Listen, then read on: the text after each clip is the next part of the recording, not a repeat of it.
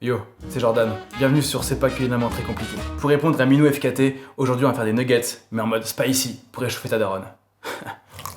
Oh la vache. Oh, la première étape, c'est de découper ta viande.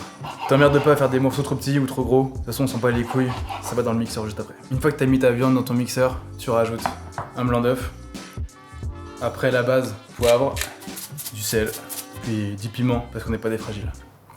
Oh ta mère. Oh la chienne, putain. Oh, j'ai une poussière dans l'œil, c'est pas d'alarme. C'est parti.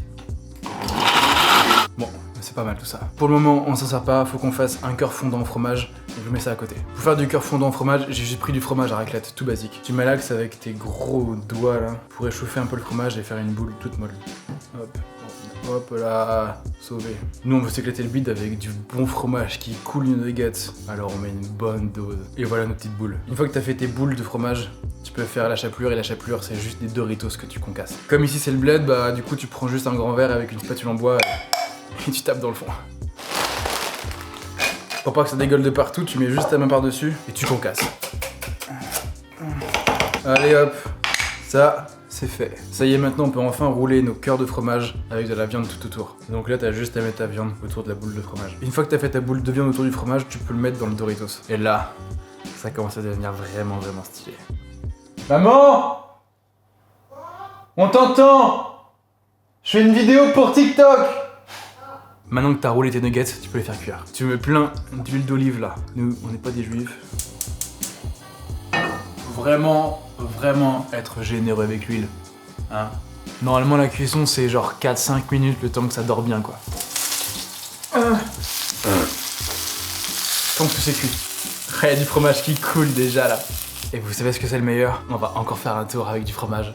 Ça va être incroyable. Pour la deuxième couche, on va faire entouré de fromage, bacon. Par contre, je me suis chié dessus, j'ai oublié le bacon, du coup j'ai pris du jambon cru. Alors je mets une tranche dessous et une tranche dessus. Ça va être si fat. Une deuxième couche. Bien entourer ça. Ça y est, maintenant je viens de faire tous mes nuggets.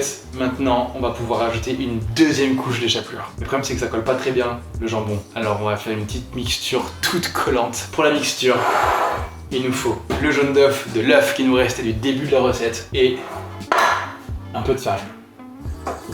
Et dans cette mixture collante, je vais rajouter du piment d'Espelette. Voilà, ça c'est prêt. Ça, c'est notre reste de chapelure de tout à l'heure de Doritos. Sauf que nous, on fait un truc un peu croustillant. Alors, on va récupérer la coquille d'œuf de tout à l'heure. Et on fait comme les Doritos. Dans le verre et on concasse. Et la coquille d'œuf, maintenant, on la rajoute dans notre chapelure. Voilà, la nouvelle chapelure. Tu prends ton nugget et tu le trempes là. Et ensuite, dans la chapelure. C'est des tanks de nuggets, hein. Nickel. Ça y est. Maintenant, on les fait cuire. Et une fois que c'est cuit, ce sera tout fondant et on pourra enfin déguster.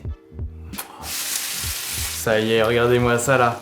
Oh, ça dégouline de fromage. Alors, on goûte ça maintenant? Oh, tu as toutes les couches. Ah, le fromage, il sort et tout. Ah putain. Bon appétit.